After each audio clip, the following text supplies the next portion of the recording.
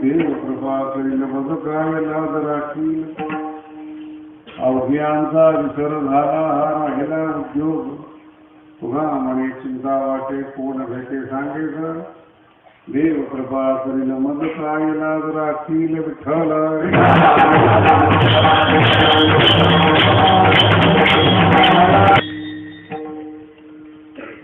79वा सप्ताह आहे भगवानला वंदन आणि शेवटचा संध्याकाळचा कार्यक्रम आहे. नवीन संकल्पनेला जन्म देणारे भगवान बाबा आणि त्या काळामध्ये त्या परिस्थितीमध्ये त्या सामाजिक क्षेत्रामध्ये कुठलं परिवर्तन आणायला पाहिजे याचं पूर्व नियोजन करणारे भगवान बाबा. खूप ऍडव्हान्स जर माणूस असला ना वर्तमान काळात त्याला त्रास होतो. भविष्य काळामध्ये जगणारी जी माणसं असतात त्यांचं वर्तमान काळ सुखावह नसतो आणि भविष्याकडे जी माणसं पाहत नाही त्यांचा येणारा काळ हा अत्यंत खराब असतो. दारू पिणारी माणसं भविष्य काळ पाहत नाही म्हणूनच मरतात. तरुणपणामध्ये विष सुद्धा माणूस पोचतो एवढी ताकद असते जठराग्नीमध्ये. दारू तर फार लहान असतं आणि दारू पिणारी माणसं त्यांच्या शरीराचंही नुकसान करतात, समाजाची हानी करत नसते. सरकारची तर मूळ करत नाही, उलट महसूल वाढवतात. दारूची परमिशन त्याच्यामुळेच मिळालेली आहे. आम्हाला सांगतात दारूबंदी करा, ते परमिट देत राहतात. परिणामाचा विचार न करता जगणारा जो असतो तो संसारिक असतो आणि भविष्यामध्ये जे एक नियोजन असतं की कसं आपलं जीवन गेलं पाहिजे. एक कधीही लक्षात ठेवा, जीवनामध्ये अंधश्रद्धेनं जीवन जगणारा हा बरबादच झालेला असतो. जीवनाचं नियोजन लागतं म्हणजे लागतं. माणसं पैशाचं नियोजन करतात पण जीवनाचं नियोजन करत नाही. येणारा दिवस कसा असेल, आपली शारीरिक क्षमता किती असेल, बौद्धिक क्षमता किती असेल. एका महाराजांच्या घरामध्ये 6 पोरं आणि कीर्तनकार महाराज. त्यांना म्हणणारे वेगळे वेगळं करून टाक, महाराज तुमच्यासारखे ती बोलावं का.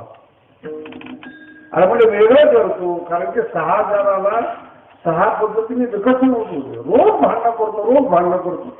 आज याला मिटवलं तर उद्या त्या 6 आठवडाभर तेच का कीर्तनात बंद पडले हे. त्याच्या कीर्तनावर एवढा परिणाम झाला तर कीर्तन आमच्या अनुभवाने सांगू लागला संसार दुःखमुळे. आणि हे सगळं घडायच्या अगोदर सांगत नव्हता तो संसार दुःखमुळे.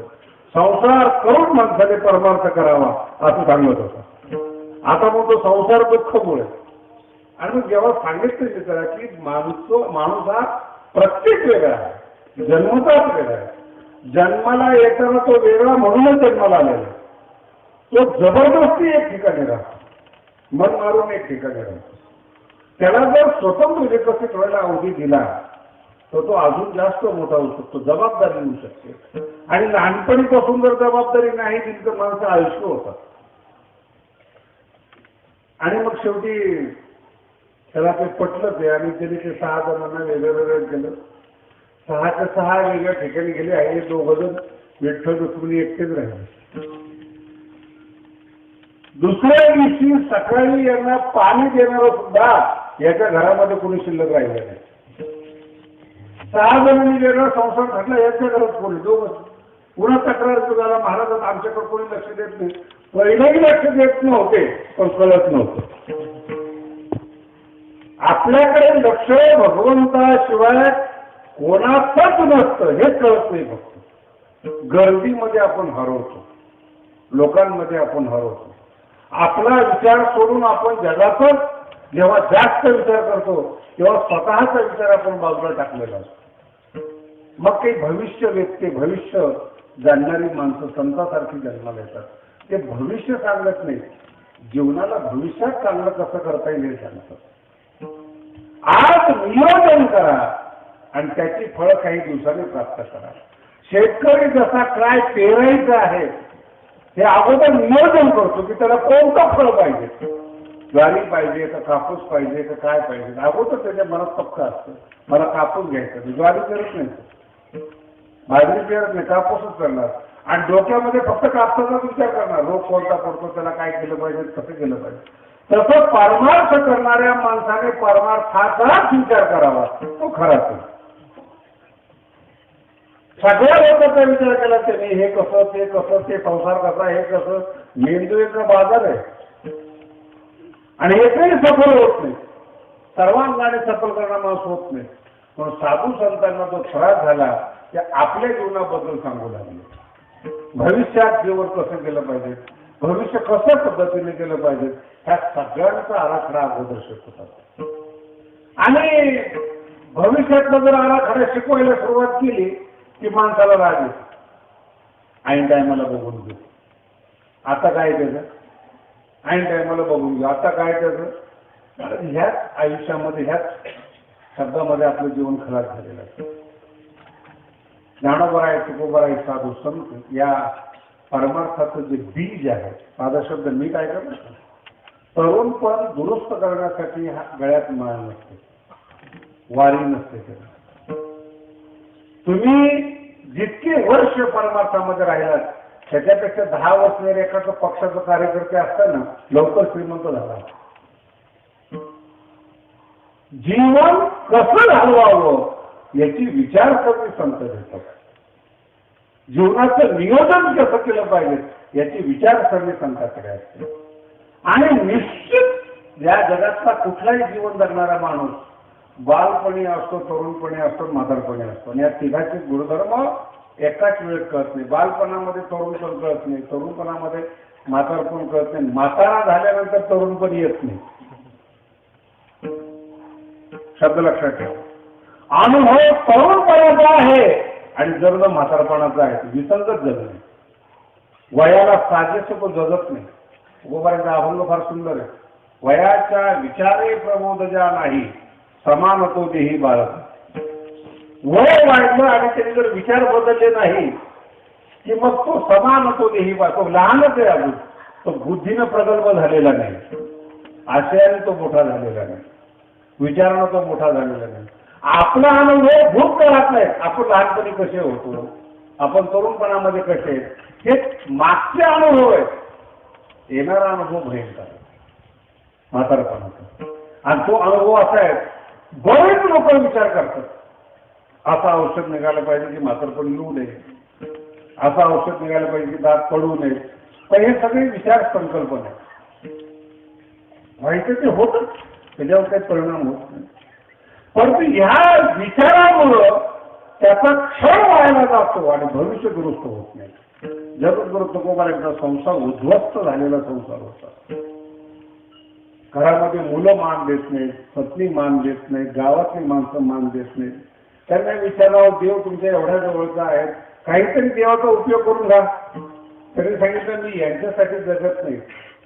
शेवटीचा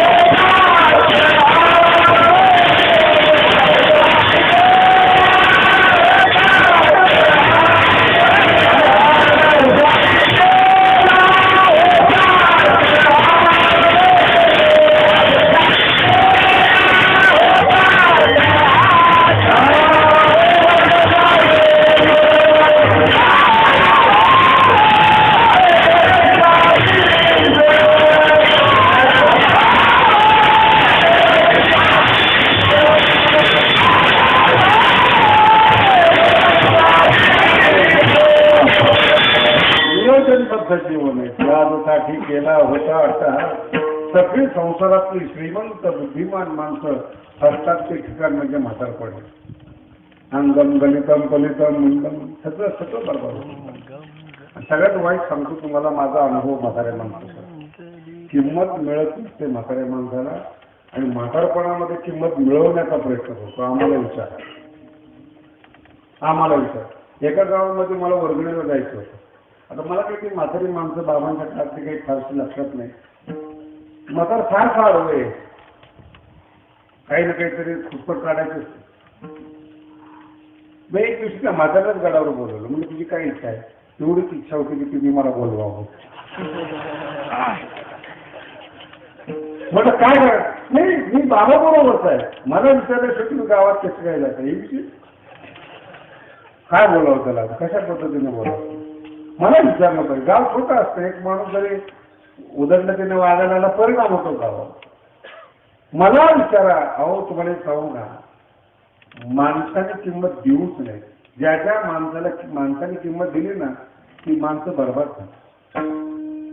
देव टिकणारा आहे. देवाने दिलेली मान्यता टिकते. 700 वर्ष झाले तुकोबारांचा कुठलाही प्रचार आणि प्रसार नाहीये. ज्ञानेश्वरी टिकून प्रिंटिंग प्रेस नाही, आलोचन नाही, समालोचन नाही, टीका नाही ज्ञानेश्वरीची. अजून ग्रंथ चालू ओम नमोजी आज्ञा देवाचे द्वारी किती 700 किती पिढ्या खपल्या आपल्या हरिपाठाला. देवाने दिलेली मान्यता आहे.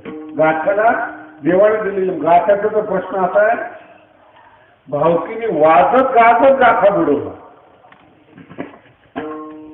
किती मूर्ख माणसं असतील तुम्ही आता ह्या काळात करू शकता. लिखाण स्वातंत्र्य सुद्धा अहो ते अभंग जर गाथ्यातले पाहिले महाराज काय सांगायचे. आमचे महाराजांनी कीर्तनकार सगळी वेगळी माणसं आहेत. महिन्याचे वारकरीचे अभंग कधी वाचतात. त्यांनी असे अभंग निवडले कुठल्याच अभंगाचा अर्थ सांगण्याची गरज नाही. तुकोबारांना आषाढीच्या वेळेस एकदा ताप आला अंगामध्ये. ताप आल्यामुळे उठता आला नाही. 400 वर्षापूर्वीची गोष्ट आहे. आषाढीची वारी जवळ आले आणि समोर दिंड्या चालल्या तुकोबारांच्या घराजवळ. तुकोबारांच्या तापापेक्षा मन फार कमी असतं. हे सगळे चालले. 8 पिढ्यापासून आमची आषाढी चुकलेली नाही आणि आज मला उठता येत नाही. काय माझी परिस्थिती असेल. म्हणून वारकऱ्यांना थांबवलं आणि त्यांच्या हाती पत्र दिलं. 66 अभंगाची भाषा भगवंताला पत्र पाठवलं आणि इतके गोड अभंग आहेत. तुकोबाराय म्हणतात मला विश्वास आहे देवा माझी बुद्धीमध्ये कुठेतरी चुकी झालेली आहे. माझ्या वागण्यात काहीतरी चूक झालेली आहे. तुझ्या दर्शनाला येताना जर मला ताप आडवा आला ना हा ताप तूच पाठवलेला आहे. या सर्वात त्याचं काय करायचं. संसारामध्ये मी घर घातलेला आहे आणि वारी जेव्हा मला ताप येतो तेव्हा हे जाणून बोलून तो विघ्न पाठवलेला आहे. मला सांग काय चुकलं माझं. काय सत्रेत महाराज का माझा विसर पहिला माझा शब्दांचा प्रयोग काही मेंदूच लावली जर ते तेव्हा बरोबर काय बोलायचं ते का माझा विसर पडला माये बापा. आणि जो काय माझी चूक काय झाली. मला असं वाटतं बरं माझी चूक जर मला कळाली तर मी मुळापासून तुला नष्ट करते. चुकते सांग हे चुकला म्हणून हा विषय चुकला. इथं अहंकार आला. हे चूक तर सांग मी दुरुस्त करतो पण दुरुस्तीसाठी का होईना बोल. आणि भगवंताला ती पत्र पाठवत असताना इतके गोड शब्द आहेत महाराज. मला जाता येत नाही पण देवाने जर मला बोलवलं ना हा ताप माझ्या अंगातला राहणार नाही. म्हणून कान असे उत्सुक झाले तुकोबारायचे. कोणामुखे यायचे ऐके ना मला चाल तुझं पंढरीनाथ बोला जातो. कोणीतरी मला येऊन सांगेल आणि असं म्हणेल देवाने तुला बोलवले मग माझ्या जीवनामध्ये कुठलाच ताप राहणार नाही. काय अभंग आहे तुकोबारायचे. काही समाजाची टीका काही राजकीय धोरणावर हेतू काही भाष्य काय केले तुकोबारायचे. आणि असे अभंग महाराज गुरवावेत. काय नालायक लोक असतील. थोडी कल्पना काय अभंगाचा स्तर आहे. काय बोलतात जगद्गुरु सुंदर ते ध्यान उभे विटेवरी समजतं. कुठल्याही राजकीय नेत्यावर पक्षावर लोकांवर गावावर कुठल्याही माणसावर गाथ्यामध्ये कोणाची टीका नाही. पण इतके चांगले अभंग का लिहिले ह्याच्यावर टीका आहे. विठला विठला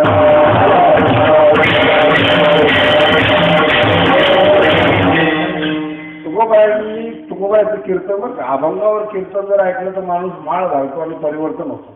खुद्द तुकोबाराचं कीर्तन कसं असेल कल्पना करा तुम्ही.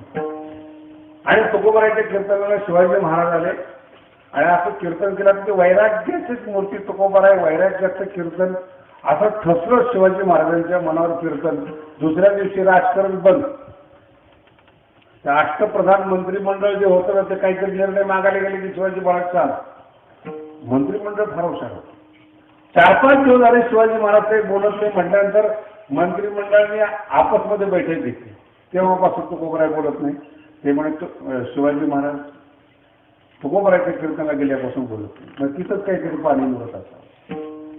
मग सगळे मंत्रिमंडळ तुकोबाराचे माझा शब्द कळला नाही अजून.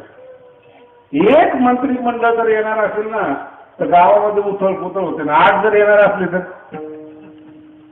अष्टप्रधान मंत्रिमंडळ देहूच्या गावात आणि सरपंचाला पाटणाला बातमी काय येते मंत्री लोक येतात. तुम्हाला अजून माहित नाही तुकोबाराबद्दल किती श्रीमंत होते तुकोबारा. शनिवार वाड्यातली मंडळी तुकोबारांची पत्नी होती गुळवे घराण्यातली आणि शनिवार वाड्याशी तुकोबाराचे जन्मजात संबंध होते. आणि तुकोबारांचे जे पूर्वज होते ते योद्धे होते, युद्ध करणारे होते, सैनिक होते. म्हणून नातं जे आलं होतं तुकोबाराचे हे परंपरेचं नातं होतं.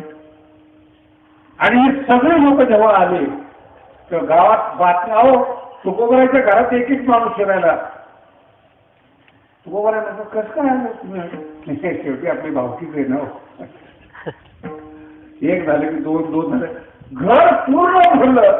घरातून तुकोबारा बाहेर. घरातच त्यांना जागा नाही. तुकोबारांच्या लक्षातच नाही एवढे लोक का आलेले. शेवटी एखादा विचारलं तुमचा येण्याचा उद्देश काय. बरं आला तरी जर बोलून जा मला भजन करायचं काय नाही थोडा वेळ थांबा. मंत्रिमंडळ आलं मग तुकोबारांच्या लक्षात आले हे कशा करता आले. ते मंत्रिमंडळ शिवाजी महाराजांचं होतं. ते आल्याबरोबर घरातल्या सगळ्या माणसाला बाहेर केलं. बाहेर तुकोबाराला आज घेऊन बसले. त्यांनी सांगितलं अहो तुम्ही निरोप गेला असता तर मी शनिवार वाड्यामध्ये आलो असतो. तुम्ही इथे यायची काय गरज आहे. त्यामुळे आमचं काम असल्यामुळं आम्ही आलो. तुमच्या कीर्तनाला शोभा आले होते आणि तुमचं कीर्तन ऐकलं तेव्हापासून ते काही बोलत नाही. आणि नियम असा आहे संतांनी चारित्र्यशील समाज घडवावा आणि राजकारणाने देशाचं रक्षण करावं. हे 2 वाटून घेतलेले क्षेत्र. असं उलट कधी करू नये. राजकारणी लोकांनी कीर्तनकार होऊ नये कधी. नाही का राजकारणी लोकांनी कीर्तनकार आणि महाराजांनी कधीच राजकारण करू नये. सगळं लक्षात आलं त्याला आशीर्वाद आलं त्याला बोलणं. पण राजकारणात महाराजांनी भाग घेऊ नये. ज्याने घेतला ना त्याचं पतन झाल्याशिवाय राहतच नाही. पतनाचा मार्गच आहे. आणि मग विचार काय म्हणायचं काय काही नाही. आमची प्रार्थना आहे शिवाजी महाराज आल्यानंतर एवढं चांगलं कीर्तन करत जाऊ नका.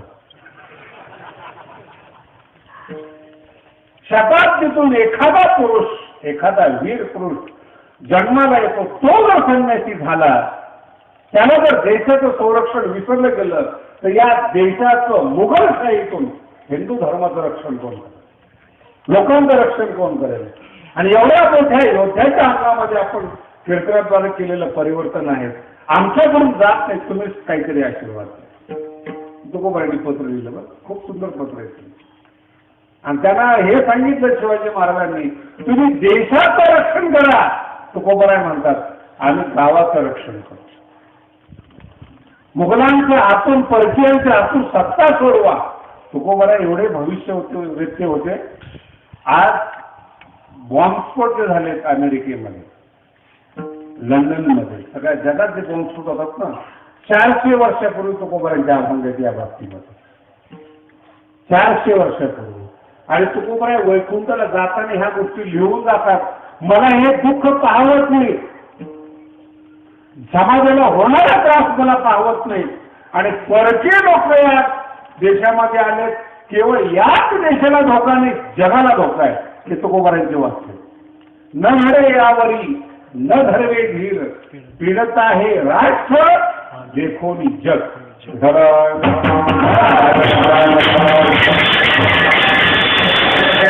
ताकद असेल तुकोबारांची बघा.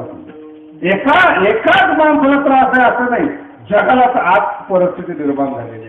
सगळं जग बॉम्ब स्फोटाला, अतिरेकीला म्हणजे वैतागले. काय तुकोबारांची भाषा असेल जगात. लिहून दिलं तरी शिवाजी महाराजांना की तुम्ही देशाचं संरक्षण करा, देश रक्षण करा आणि धर्म रक्षण करा. दोघांचेही कामे एकच आहेत, पण एकाला जमत नाही. तुम्ही त्या काळात आम्ही या क्षेत्रामध्ये, पण परमार्थात आलेला जो मनुष्य आहे, त्यात माळ घातलेला वारी करणारा जो मनुष्य आहे, त्याचं पहिलं काम आहे माळ त्यांनी देवासाठी घातलेली आहे. देव मिळाला का नाही याचं संतुलन आपल्या जीवनामध्ये मिळालं पाहिजे. माळ घालून जर श्रीमंत झाला तर त्याचं पतन आहे. कळतं? मला सांगा, उद्या जर भगवानगड आहे आणि मी जर सामान्य माणसासारखा बोलत राहिलो, मी ही गाडी घेतली, मी असं केलं, मी हे बांधकाम केलं, मी ते बांधकाम केलं, हे संसारातले फॅक्टरी बांधणाऱ्या मालकाचं माझ्यात काय फरक? घराचा विकास झाला तो नैसर्गिक आहे, पण कीर्तन जर करता नाही आलं तर त्या महाराजाचं पतन आहे.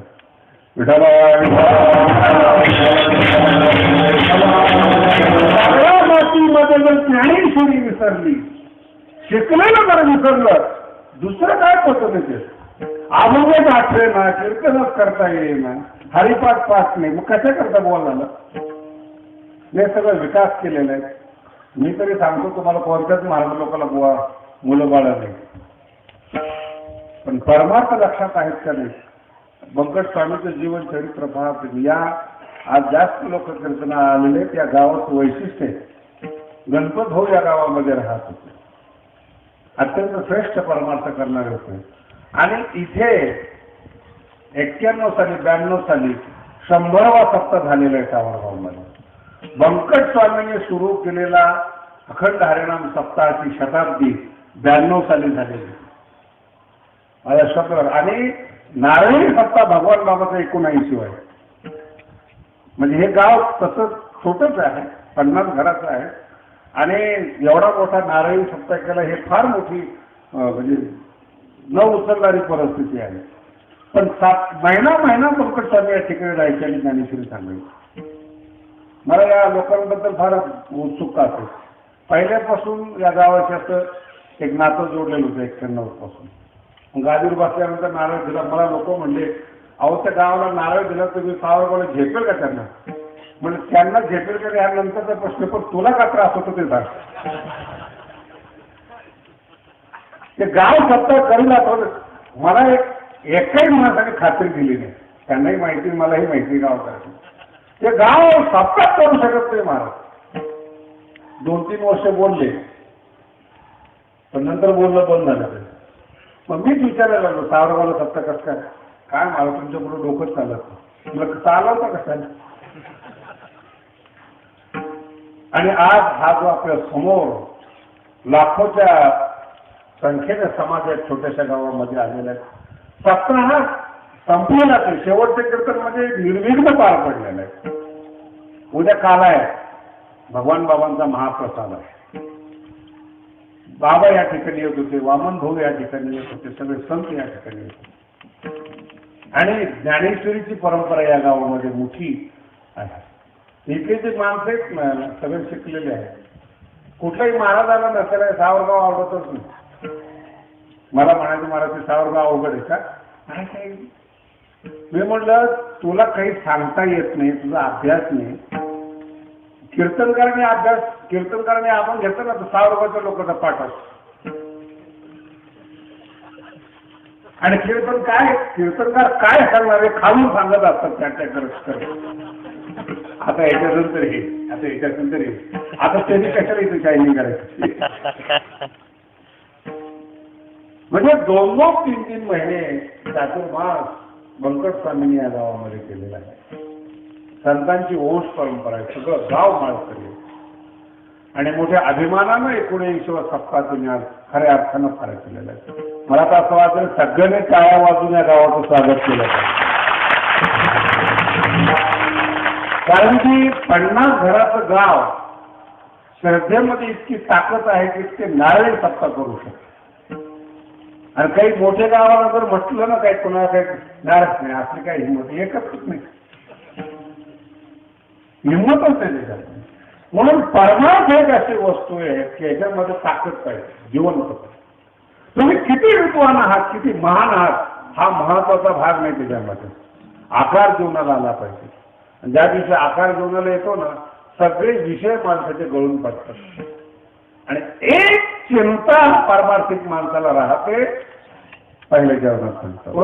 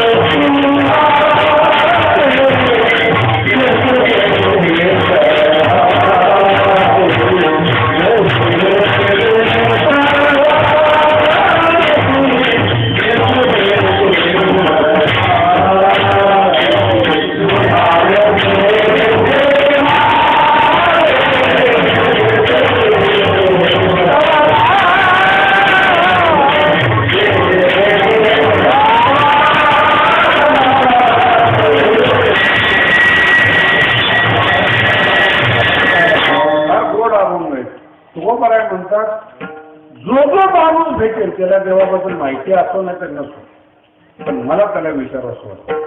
ही जीवन जगण्याची एक पद्धत आहे. दुसऱ्याचं ऐकून घेऊ नका, बुद्धी खराब होईल. दुसऱ्याला त्याचा विषय काढून देऊ नका, काहीतरी तर तुमच्या डोक्यामध्ये पिन टाकल्याशिवाय राहणार नाही. तुकोबरा म्हणतात त्यांनी विषय काढण्याच्या अगोदरच तुम्ही विषय काढा. पुतळावी असती हे की वाटे जे जे भेटे तयाची. कोणी भेटो, पामर भेटो, देव मांडणारा भेटो, देव न मांडणारा भेटो, आपला विषय मांडा, तो आपल्यात आला पाहिजे. आपण त्याच्यात गेलं नाही पाहिजे. जर तुम्ही शांतपणे ऐकून घेतलं ना, काही डोक्यात टाकतील, काही डोक्यात टाकतील, कुठले प्रश्न डोक्यात टाकतील, कुठे काय टाकतील काही सांगता येत नाही. बरं, आपण भेटलो म्हणून जो विषय असतो त्यांना जिज्ञासा नसते. आपण भेटलेलं, मी भेटलो ना, महाराष्ट्राचं काय केलं, तुला काय केलं आहे, जबाबदारी सोपवली कर. आणि दुसऱ्या कोणी भेटला काय चाललंय, पाऊस पाणी कसं, ही बदलणारी माणसे. आणि काही ना काहीतरी असं एखाद्या डोक्यामध्ये टाकून देतील ना काय, आणि दुरुस्त होणं महाअवघड आहे. माणूस हा 3 स्तरावर जगत असतो. एक विषय आहे का, पहिला स्तर आहे त्याचा शारीरिक स्तर. शारीरिक आपण खातो पितो, एक शरीर आहे. या शरीरामध्ये एक दुसरं एक्सटर्नल शरीर आहे, सूक्ष्म शरीर म्हणतात त्याला. ते मानसिक गोष्टीवर चालतं. तुमच्या संकल्पना कशा आहेत, तुमच्या भावना कशा आहेत, तुमचं मन कसं आहे, किती ताणतणाव तुम्ही सहन करू शकता, ते एक शरीर आहे, सूक्ष्म शरीर म्हणतात त्याला. सगळ्यात महत्वाचं शरीर म्हणजे सूक्ष्म शरीर. सूक्ष्म शरीर ते दिसत नाही कुणाला. डोळा डोळ्यांनी दिसतं, पण डोळा दिसत नाही. अर्थ कळाला.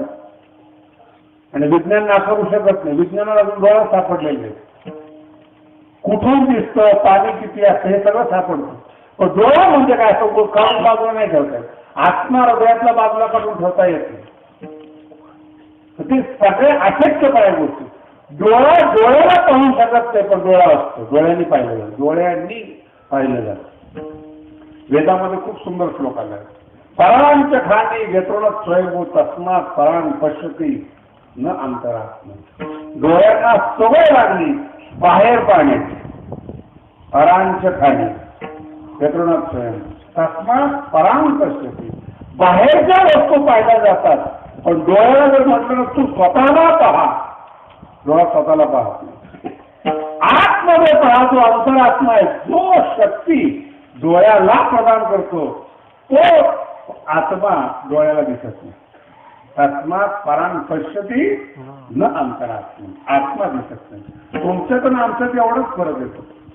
साधू जे असतात ते अंतर्यामीशी निगडीत असतात, तुम्ही आम्ही असतो ते बाहेरच्या गोष्टीशी निगडीत असतो. आपल्याला लोकांनी काय केलं याची जास्त चिंता असते आणि संतांना एकच चिंता असते, माझं काय नाही, अंतर्यात्म्याची चिंता असते. हा शरीरामध्ये गुंतलेला जीव केव्हा मुक्त होईल, केव्हा सद्गुरू ज्ञान टाकतील, तेव्हा भगवंत माझ्यावर कृपा कायमेव तार पातो.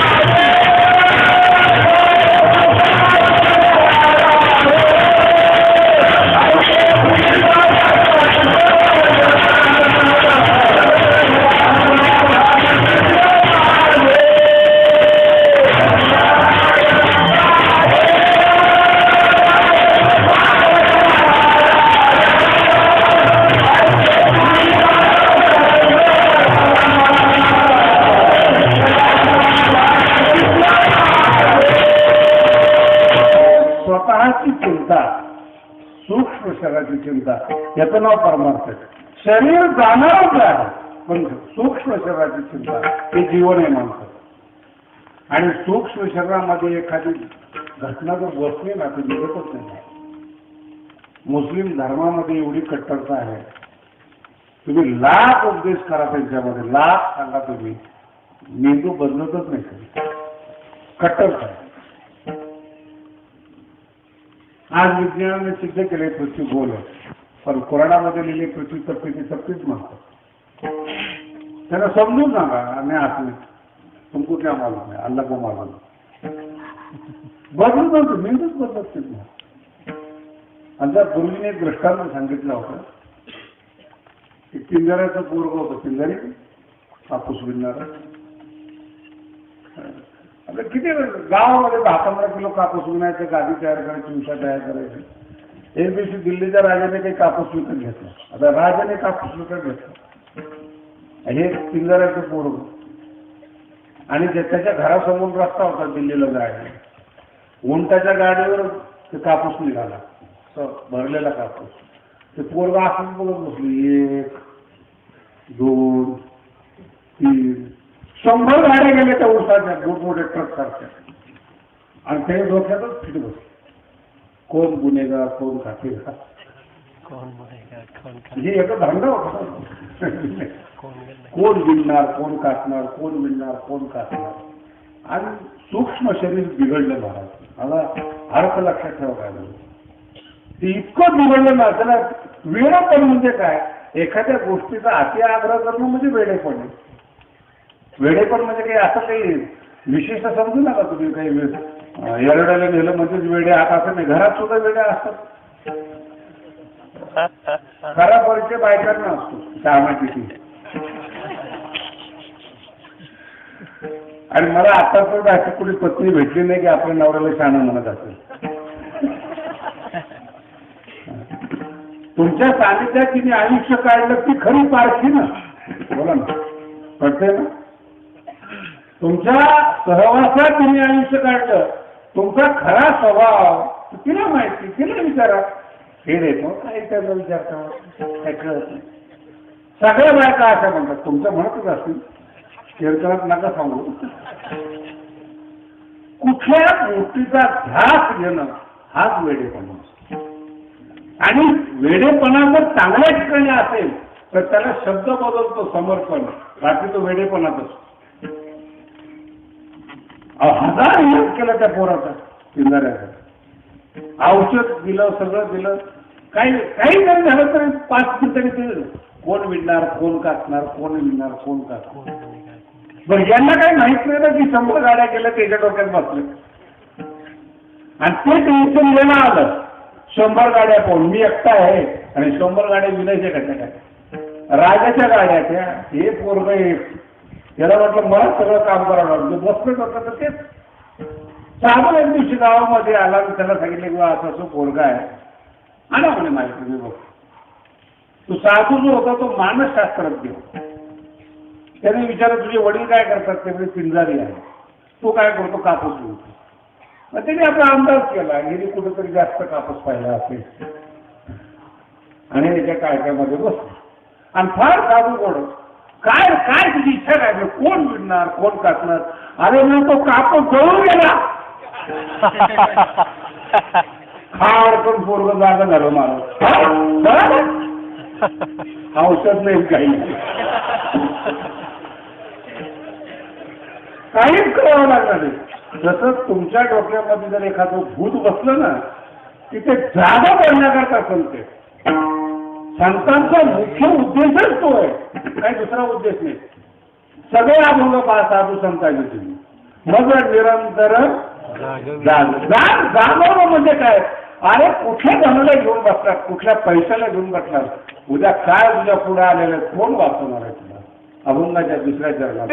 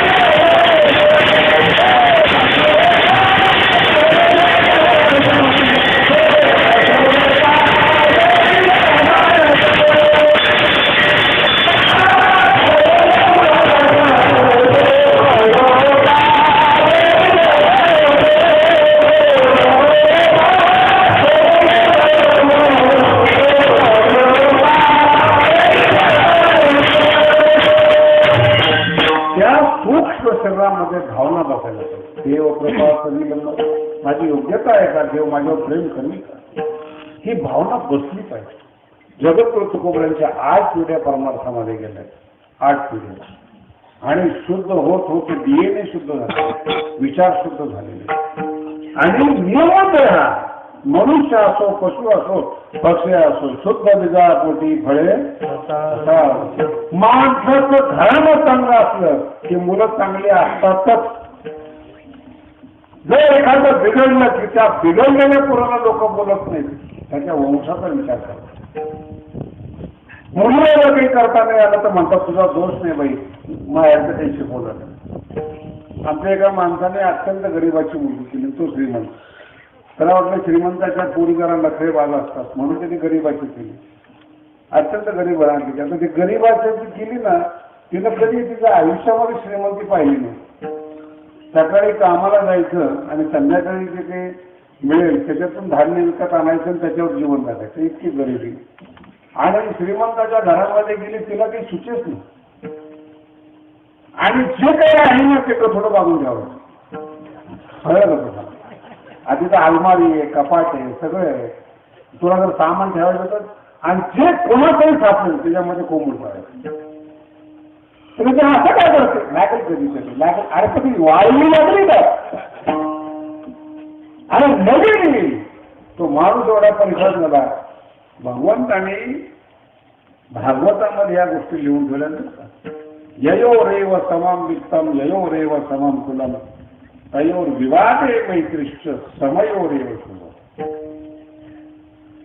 मराठीत अर्थात आहे, लग्न कार्य करायचं असेल, मित्रता करायची असेल तर समानतेमध्ये करा. शेतकऱ्याने शेतकऱ्यामध्ये बोलकी द्यावी, व्यापाऱ्याने व्यापाऱ्यात द्यावी, समानतेमध्ये. भांडणं करायचे असेल तर समानतेमध्ये करा. कुठेतरी कॉम्प्रोमाइज होऊ शकतो, विषमतेमध्ये पडू नका. काही नाही तर काही काही माणसाचे असेल तर पायात चप्पल नसते, तुकोबाराचे अभंग आहेत, नाही पायचं भूपतीशी मुख्यमंत्र्यावर खटला टाकायला दिला. काय तुझी लायकी, काय तुझी योग्यता, काय अधिकार काय. म्हणून कधीही समान असलं पाहिजे, समानतेमध्ये मिळत असलं पाहिजे. समान विचार एकमेकाला कळू शकतात म्हणून संत समाजाला बोलत नाहीत. समाज त्रास देतो, मूर्ख म्हणून सोडून देतात. माझा शब्द नीट आहे का बरं. ज्ञानोबा ज्ञानेश्वरी सारखा ग्रंथ लिहितात, गाथासारखे ग्रंथ लिहितात. तुमच्यासारख्या काही सामान्य लोकांना कळत नाही काय एवढा अधिकार. पण ते का माग करतात, माग याच्याकरता करतात की मूर्ख आहे.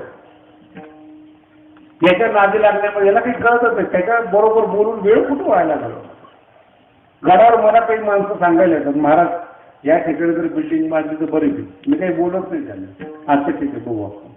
त्याला फार समाधान वाटतं शास्त्रीने ऐकून घेतलं. पण बावड समाजाला कुठं कळतं. तुला आयुष्यात तुला झोपडी बांधताना आली, बिल्डिंग बांधण्याची शिक्षा तुम्हाला देणार नाही. तर त्याला बरं वाटतं शास्त्रीचं ऐकून घेतलं. खरं म्हणजे बाबांच्या बाबतीमध्ये सुद्धा हेच आहे. बाबा कोणाशी बोलत नव्हते, बोलण्याच्या लायकीचीच नव्हते. काय बोलणार मला सांगा बरं. शिकार करणारा वर्ग, बोलू का आता पुढच्या भाषेमध्ये. शिकार फार कमी हो. शिकारचं काय खाण्यापिण्याचा प्रश्न येतो. पण सगळं डोंगराळ भाग म्हणजे तो फुलेवर जाणार, सगळ्याच्या घरात तुंतून आणि सगळ्यांच्या घरात लावणी म्हणण्याची पद्धत. आता येत ते तुम्हाला लावणी सगळ्यांच्या घरात. आणि भगवान बाबांचं फार स्वभाव मी फार अभ्यास करून पाहिलेला आहे. एखाद्या गावी गेली तर बाबा कीर्तन करत नव्हते, म्हणायचं हे माझं माहेर होतं. आणि मुलगी जर माहेरला आली तर तिला काम करायचं नाही. तुम्ही असं बऱ्याच ठिकाणच्या गावाला गेलो तिथं बाबा कीर्तन करत नव्हते. नंतर माझ्या लक्षात आलं की लायकीचंच गाव नाहीये.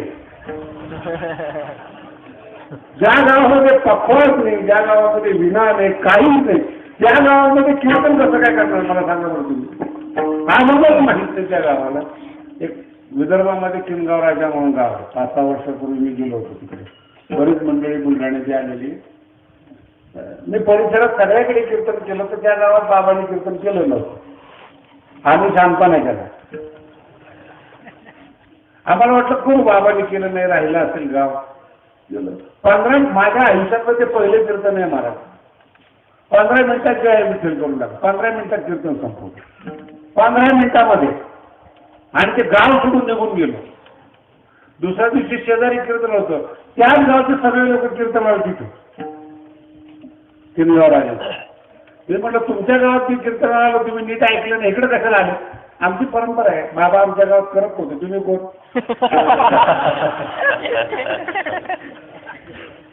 बाबा पण आमच्या गावात आले होते, त्यांनी कीर्तन केलं नाही, तुमचं कसं काय कीर्तन होईल? आम्ही कीर्तन ऐकतो, दुसऱ्याच्या गावी जाऊन ऐकतो, आमच्या गावात करायचं ही परंपरा.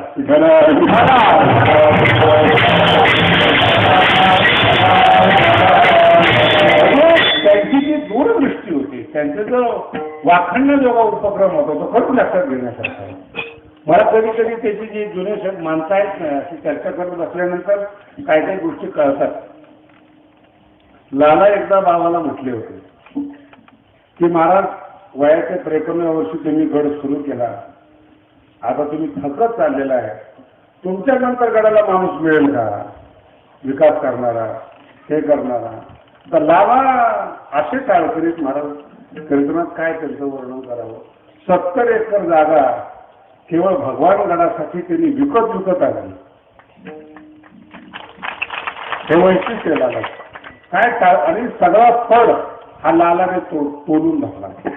साली फळ आणि त्यांनी फळ सांभाळल्यामुळे बाबांना फिरता आलं. माझा शब्द लक्षात घ्या, एकट्याला सगळे कामं करता येत नसतात. फळ आणि वारकरी दिंडी त्यांनी तोडून धरली, बाबांना फिरायला मोकळी ठेवली, म्हणून गडाची निर्मिती झाली. लाला म्हटले त्यांना की तुमच्या नंतर एवढा काम करणारा एवढा माणूस मिळेल का?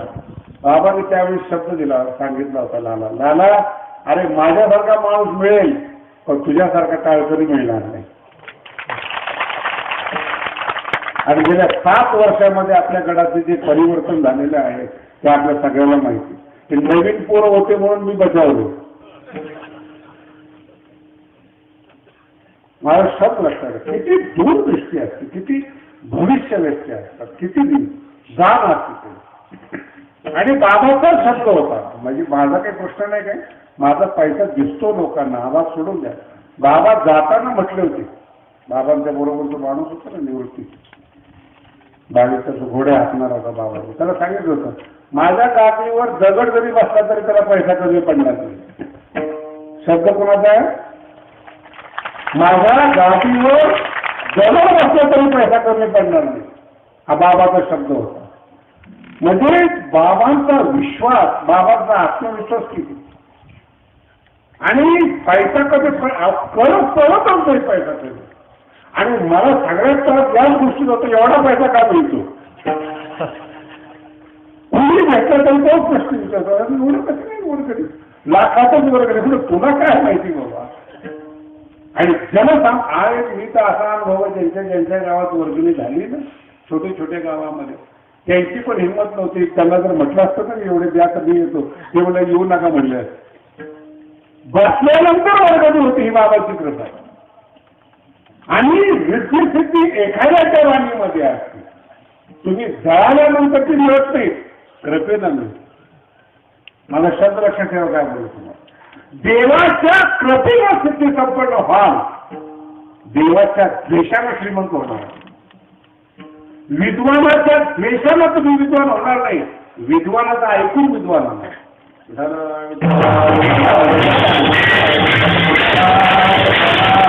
संतांच्या सानिध्यात राहाल तर संत व्हाल, दारोतील संत होता येत नाही. अपवाद सुद्धा नाही या गोष्टी, अपवाद सुद्धा नाही. म्हणून देवाच्या सानिध्यात राहत असताना देवाने कृपा केली पाहिजे, हा भाग जास्त महत्वाचा. देव कृपा करील काय लाज राखली. लाज शब्दाचा अर्थ फार महत्वाचा आहे. काय लाज राखली हे फार कमी माणसांना असतं. एखादा बाणा अंगामध्ये घेतला, एखादा विडा उचलला, एखादा पल केला आयुष्यामध्ये, तो पूर्ण होईपर्यंत जो सृष्ट बसत नाही त्याला लाज म्हणतात. लक्षात घ्या, पूर्ण होईपर्यंत. तानाजी आहे, विडा उचलला होता मी सिंहगड जिंकले, ती लाज. लग्न बाजूला टाकलं आपल्या मुलाचं, पण आपला स्वतःचा शब्द पाळण्यासाठी युद्धाला समोर गेले, त्याला म्हणतात बाणा, त्याला म्हणतात लाज. एखादा माणूस प्रतिज्ञा करतो मी यावर्षी पहिल्या नंबरने येणार, मध्यंतरीत काही आपत्ती येते, नंबर ढासळतो आणि नापास होतो, त्याला विचारणार काय तू तर प्रतिज्ञा केली होती, यावर्षी पुढच्या वर्षी नाही करत. मंचात आल्यानंतर उमऱ्याच्या बाहेर तुमचा स्वाभिमान असतो, घरात गेल्यानंतर अभिमान सुद्धा राहतो. बाणा नाही, लाल नाही. दुसऱ्याही अपमान करू नये असं आपल्याला वाटतं. मुलगा आणि बायको रोज अपमान करते, कसं पसत होतं मी, कसली लाज आहे. तुकोबारांचे जीवन बघा, नुसतं साधा अपमान सोडून दिलं. त्याच्या लक्षात आलं की मला जे तुकाराम चेट म्हणत होते ते पैशामुळे म्हणत होते. पैसा गेल्यानंतर लोक मला विचारत नाहीत. आता माझ्या लक्षात आलं, सोडून दिलं त्यानं, पुन्हा जगाच्या नादी लागले नाही. जेव्हा देवाच्या नादी लागले तेव्हा मात्र देव कृपा करेल. म्हणजे काय प्रतिज्ञा केली, मी डोंगरावर जातो, देवाचं भजन करतो, देवासाठी प्राण देतो, देव माझ्यावर कृपा करू शकतो का? मोठी अवघड गोष्ट आहे. कृपा हा शब्द फार चांगला शब्द. कृपा शब्द इतका चांगला आहे, असं ठरवलं ना याला विद्या द्यायची, आपोआप विद्या जाते. आणि जर ठरवलं नाही याला विद्या द्यायची नाही, मरेपर्यंत बरोबर राहते, विद्या जातच नाही. त्याला म्हणतात कृपा. ठरवलं पाहिजे याला विद्या द्यायची, दिलीच जाते विद्या. म्हणून आजपर्यंत विद्याची सुरक्षित आहे. वाईट माणसाच्या हातात अजून विद्या गेलेली नाही. वाईट माणसं आहेत ना, विद्वान नाही, वाईट आहेत ते. शब्द लक्षात ठेवा. मन चांगलं नाहीये म्हणून विद्या गेलेली नाही. वाईट आणि मन ज्या दिवशी एकत्र होईल त्या दिवशी माणसाचा रावण तयार होईल. कळलं का? वाईट वृत्ती आणि विद्या एकत्र ज्या दिवशी होईल त्या दिवशी तो रावण तयार होईल. आणि अजून रावणाची बरोबरी कोणी केलेली नाही. क्षमता नाही अजून रावण, कशाच्याच बाबतीत क्षमता नाही. म्हणून कृपा एक असा शब्द आहे, मनातून द्यावंसं वाटलं पाहिजे. आईला जसं वाटतं मुलाला द्यावं, गुरुला जसं वाटतं शिष्याला द्यावं, असं देवाला वाटलं पाहिजे, ऐश्वर्य द्यावं. आणि हा तुमच्या समोर साक्षात्कार आहे. नारायणगड सोडल्यानंतर भगवानगडाचं वैभव देवाला द्यावंसं वाटतं म्हणून भगवानगड तयार झाला. तुमच्या समोरची गोष्ट आहे. आज किती लोकांनी काढलेत महाराज. माझ्या हातातून 50 लोक गेले असतील, काही भगवानगड स्थापन केला का? किती लोक काढलेत मी गादीवर बसल्यानंतर? 1000 ठिकाणाहून लोक काढले असतील, ताकद नाहीत महाराज. ही बाबा देवाची क्षमता, देवाची इच्छा, अशा पद्धतीने कार्य करून घ्या. आणि ज्या दिवशी भगवंत कृपा करतात त्या कृपेचं लक्षणच असं आहे, तुम्हाला त्रास होत. माझा शब्द नीट आहे का? कृपेचं लक्षणच असं आहे, सहज परमार्थ होतो. अवघ्या दशा येणे साधती मुख्य उपासना सगळं येतं जीवनामध्ये, काहीच राहत नाही, सगळं जीवनामध्ये. त्याला म्हणतात कृपा. काही करण्याची नैसर्गिकरित्या पायावर लोक पैसे टाकतात, त्या खिशातून काढून घेतात का? ठरवतात नाही, पण येतात ते. ही कृपा म्हणतात. कशा पद्धतीने दिल, कशा पद्धतीने उभा राहील, कशा पद्धतीने कुठं माणसं. तर मी तर 7 वर्षामध्ये एवढा अचंबित झालेला आहे मला. एक एक माणसं ही हत्तीसारखी मिळतात भगवानला. मी दगडा धोंड्याच्या नादामध्ये होतो आणि पीएचडी केल्यामुळे आळंदीला असताना कीर्तन करायचं. मागच्या वेळेस आपल्या इथं सकाळचे मालक आले भगवानगडावर आणि त्यांनी ते त्यांच्या समोर आपलं सांगत असताना दुर्घटना घडली, पण त्यांनी व्याख्यान ऐकलं की मला सांगितलं, महाराज तुम्ही लिहा, समाजाचं कल्याण करणं हे होतच राहणार आहे, पण भगवानगडाचा माणूस जर लिहायला लागला तर तो कसा लिहू शकतो हे लोकांना कळलं. म्हणलं लिहायचं ठीक आहे, पण ते म्हणजे प्रसिद्ध करायचं काम नव्हतं. दर गुरुवारी स्वतंत्र संत साहित्यावर लिखाण वर्तमान काळात वर्तमान पेपरमध्ये येणं हे भगवान नवचित होतं. आज पेपर वाचणारा माणूस कीर्तनाला येत नाही महाराज. संत साहित्य त्याला माहीत नाही कसं आहे, संत कशाला म्हणतात, काय म्हणतात. लागून संत पाहिलं की पळून जातात ना, कीर्तनाला येत नाही.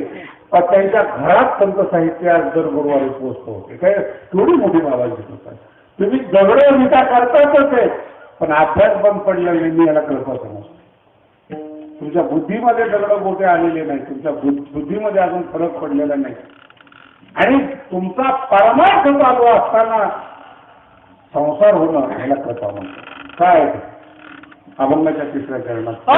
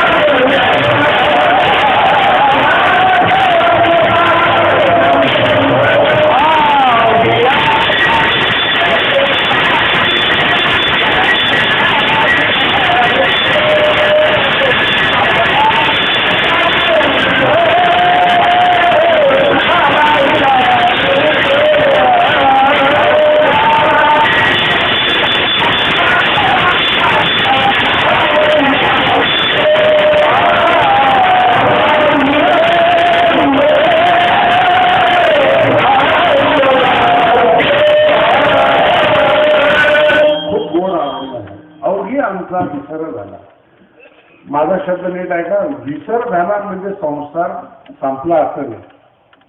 वारकरी संप्रदायामध्ये संसार करायला परवानगी आहे, पण संसार आठवला नाही पाहिजे, देव आठवला पाहिजे. संसार नैसर्गिक आहे. मुलं होतात, त्यांना प्रारब्ध असतं, त्यांना कर्म असतं, त्यांची मेहनत असते. जिथे तिथे मुलं आपापल्या पद्धतीने स्वतःला फिट करतात. पण जर का तुमच्या डोक्यामध्ये संसार राहिला तर देव कधी राहणार. पण संसारात असताना संसाराचा विसर पडला पाहिजे. विषयी विसर पडिला निशेष अंगी ब्रह्मरस ठसा. वारकरी संप्रदायाची एक विशेष विशेषता आहे. संसार प्रतिबंधक नाही, संसार विसरला पाहिजे. आणि देव आठवायला सुरुवात झाली ना, देवच लक्षात. आपलं जे मन आहे ना, मन, त्या मनात एक विशिष्ट स्वभाव आहे. 12व्या अध्यायामध्ये भगवान श्री ज्ञानोबा फार सुंदर सांगतो. हरिराय जे करी या आठा प्रहरामा परमार्थाची सवय. चला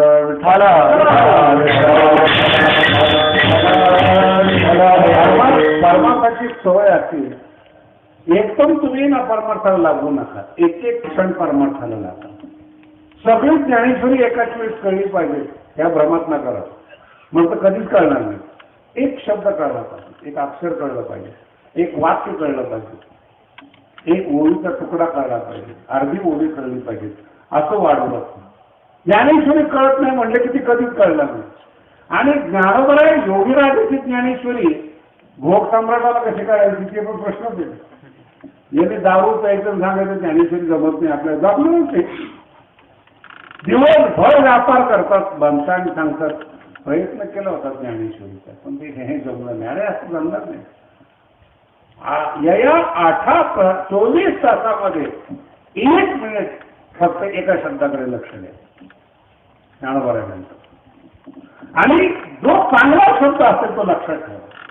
दुसऱ्या दिवशी 2 शब्द, 3 शब्द, शरीरा ऐसे करी या 8 प्रहरा मोठके निमिषभरी देत होता. निमिषभर होत.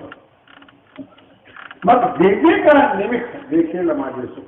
आज एवढा समाज या ठिकाणी जमलेला, इथे काय अंधश्रद्धा आहे? साईड बांधा, गंडे बांधा, संसाराचं कल्याण होईल असं सांगतात. वारकरी संप्रदायाचं लक्षण नाही.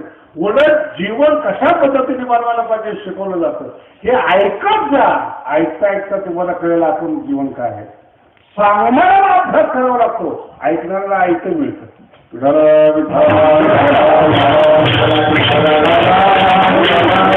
याच्यासाठी एवढंच आहे, फक्त यावं. कीर्तनाला आला की तुम्हाला ऐकायला.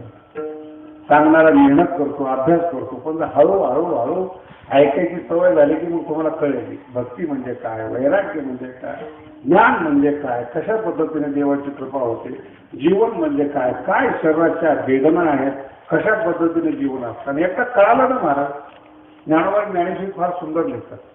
माझी अथाव म्हणता खडेची पण सुद्धा होणारा ऐका काशी समोर खोल